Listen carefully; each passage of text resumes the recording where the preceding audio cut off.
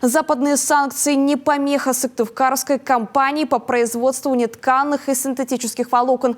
Каждый день здесь на 8 производственных линиях изготавливаются тонны материала для автомобильной, газовой, нефтяной и медицинской промышленности. В планах объемы увеличить. Дарья Вологжанина отправилась на производство.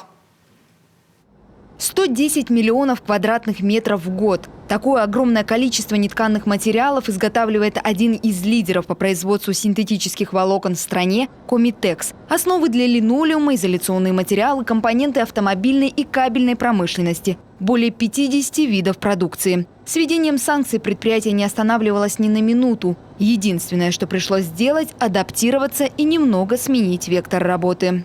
На сегодняшний день предприятие работает, и мы основные 3 рынка, которые мы обеспечиваем неткаными материалами, это автопром, это геотекстильные материалы и материалы для основы под линолеум.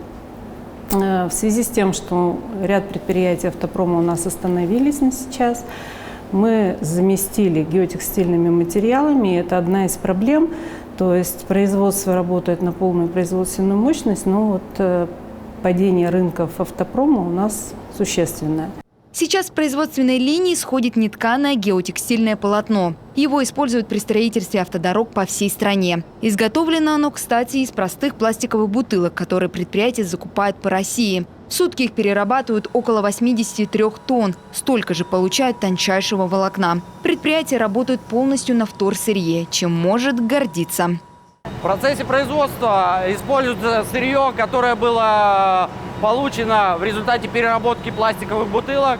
Затем данное сырье поступает на технологическую линию, где получаются продукты для нефтегазовой промышленности, для автомобильной промышленности, для швейной промышленности.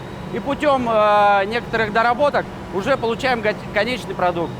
В арсенале компании уникальное оборудование – 6 европейских и 2 китайские производственные линии. В планах расширение. В 2021 году начат инвестиционный проект по закупке новой комплектной линии, которая, к слову, уже готова. Сейчас идет этап отгрузки. Она позволит увеличить объемы производства еще на 25%.